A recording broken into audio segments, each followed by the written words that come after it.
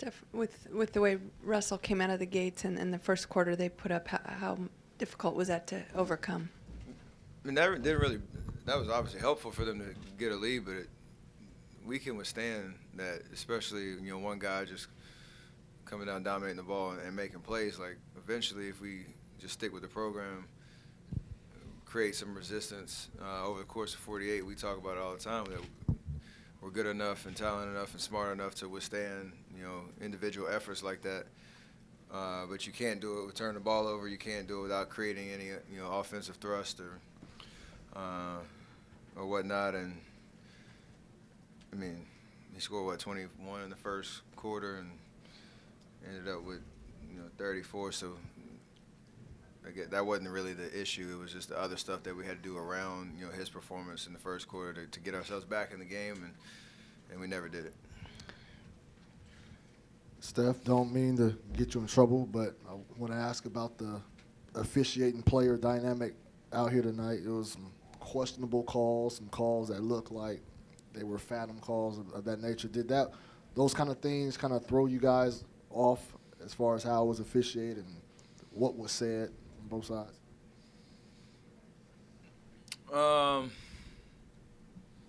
It was a rough night. It was a rough night, but it was. If we honestly going to say that they're the reason that we lost the game tonight, I think that's a little. I think that's off. We got to look ourselves in the mirror and understand what we can do to control the game, because we know that's something we can't control. Like as much as we want to, complain in the moment or try to, argue with the refs about what they should have seen or whatnot, and calls don't go our way. Like as we go down the stretch of the season and the playoffs, if that's something that's going to get under our skin and consistently, impact our performance, we're going to be in trouble. But I got faith that we can overcome tough nights with the whistle and still be who we are. Tonight was a rough one. Hey, Steph, Kevin got the numbers he usually does, but just as a team, what prevented you guys from being balanced and efficient as you guys normally are?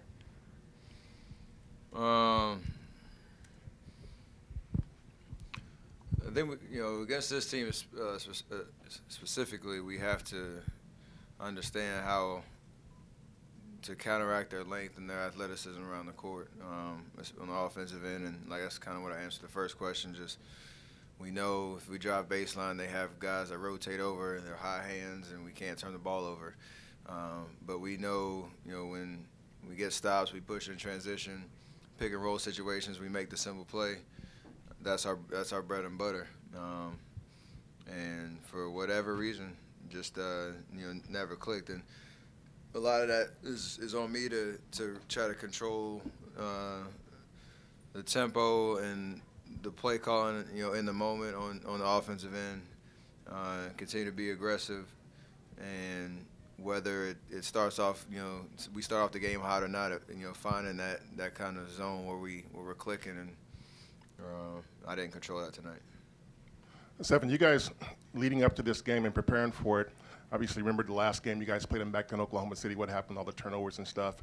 Yesterday, I remember you guys were talking about how you talked about defense, talked about turnovers. At what point, where do you go from here when you talked about it and dealt with it and addressed it and it still happens? Where do you go? Just keep fighting, man. It's a long season.